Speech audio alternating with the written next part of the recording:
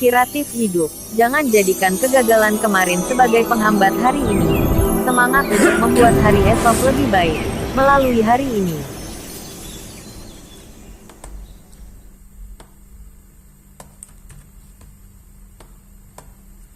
Episode 52.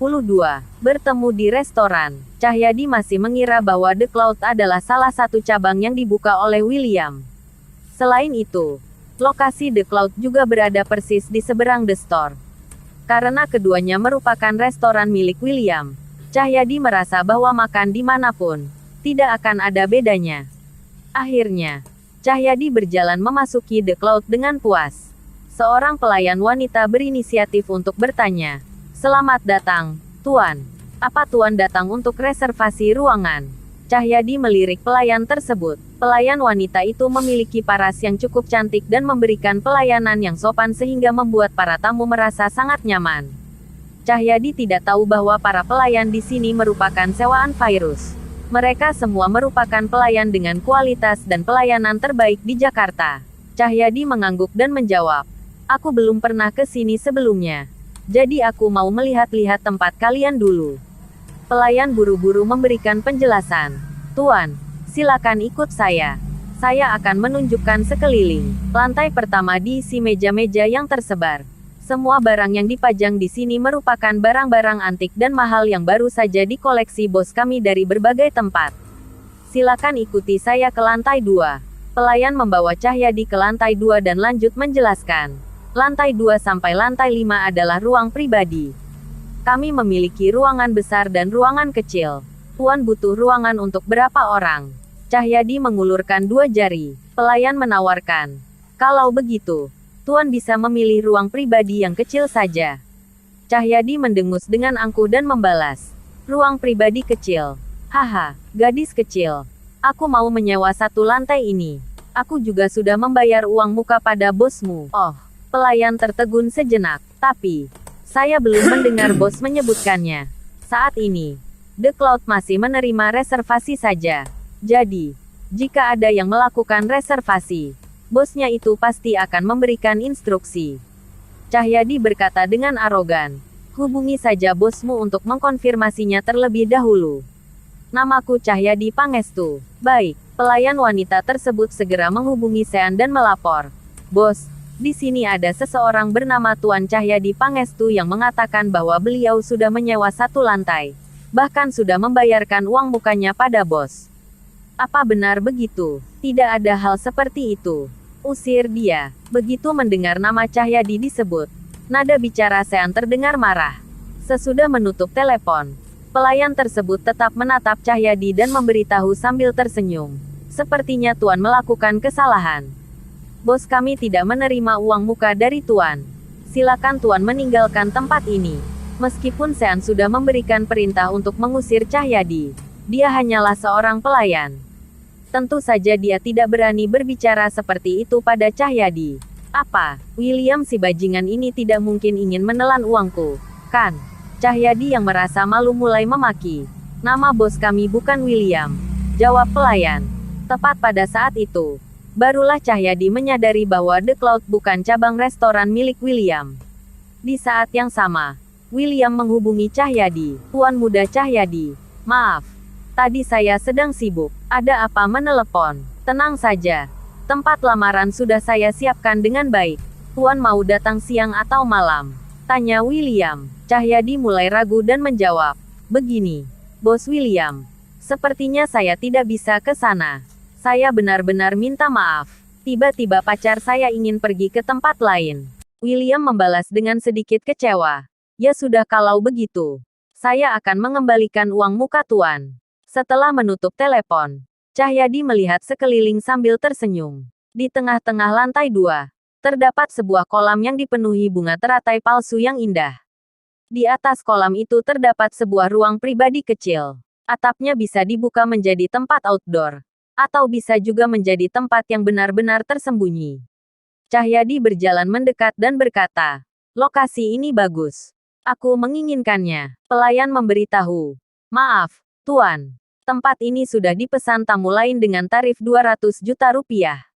Para penyanyi yang tampil nanti malam akan bernyanyi di lokasi ini. Jadi harganya sangat mahal. Menghabiskan uang sebesar 200 juta hanya untuk menyewa tempat makan ini memang sedikit mahal. Tetapi, apakah 200 juta berarti bagi Cahyadi? Cahyadi mengeluarkan kartu hitam dari dompetnya, lalu menyerahkannya pada pelayan dan berkata, "Berikan nomor telepon tamu itu padaku." Pada pukul 7 malam, Cahyadi memarkirkan BMW seri 7 yang dikendarainya di tempat parkir yang baru saja dibeli Sean. Kemudian, dia berjalan masuk bersama Giana. Saat ini, lantai 1 hingga 5 restoran The Cloud sudah penuh sesak oleh para tamu yang datang. Sementara, The Store yang berada tepat di seberangnya tidak memiliki satu pun tamu. Semua tamu sudah direbut oleh The Cloud. Efek dari seorang penyanyi terkenal memang sangat kuat. Cahyadi dan Giana tiba di lantai 2. Lalu, Cahyadi menunjuk ke tempat khusus yang ada di tengah kolam sambil berkata, "Giana, aku menghabiskan 1,2 miliar untuk membeli lokasi paling bagus ini. Penyanyinya akan tampil di sini. Jika di konser-konser, tempat ini adalah kursi VIP. Menghabiskan 1,2 miliar hanya untuk sekali makan. Apa tidak terlalu boros?" Komentar Giana. Lagi pula, dia tidak makan banyak saat makan malam. Jika seorang wanita makan terlalu banyak, badannya akan bertambah gemuk.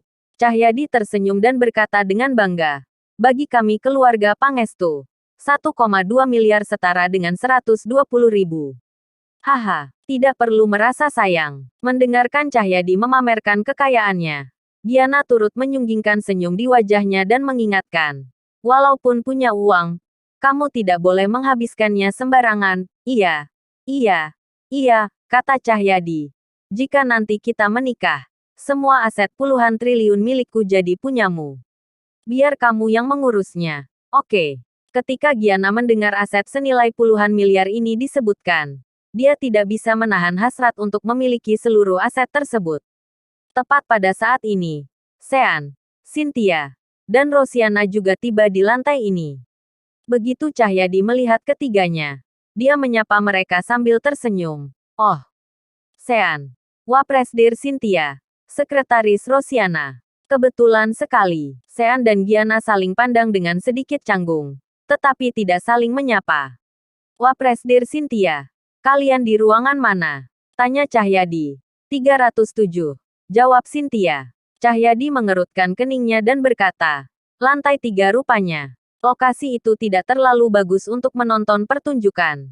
Aku sudah menghabiskan 1,2 miliar untuk menyewa tempat di tengah kolam. Bagaimana kalau nanti Wapresdir Cynthia datang ke sini untuk melihat pertunjukannya?" Cynthia mencibir. "Tidak perlu. Awalnya aku dan Sean berniat makan di sana. Tapi aku tidak terlalu suka penyanyinya dan tidak suka keramaian. Karena itu, kami memilih untuk makan di lantai atas. Prioritas tertinggi untuk memilih semua ruang pribadi yang ada di restoran ini tentu saja berada di tangan bos Sean." Lokasi yang baru Cahyadi beli dengan susah payah sebenarnya adalah tempat yang tidak diinginkan Sean. Bukan hanya Cynthia, Sean pun tidak terlalu menyukai lagu ini. Akan tetapi, sekarang lagu ini sedang naik daun dan sesuai dengan selera para tamu yang datang untuk makan di sini. Itu sebabnya Sean memutuskan untuk mengundang penyanyinya. Andaikan The Cloud merupakan restoran barat, tentu saja lagu ini tidak cocok. Seharusnya lebih cocok mengundang penyanyi-penyanyi barat atau Perancis. Hal ini sudah menjadi rencana Sean. Dia ingin memonopoli semua industri makanan yang ada di Jakarta. Mulai dari restoran makanan Indonesia seperti ini hingga restoran barat dan Jepang. Pada saat ini, Giana teringat akan bantuan yang terakhir kali Sean berikan. Dia tahu bahwa Sean masih sangat mencintainya. "Sean, kamu bisa duduk bersama kami nanti saat penampilannya mulai," Giana menawarkan.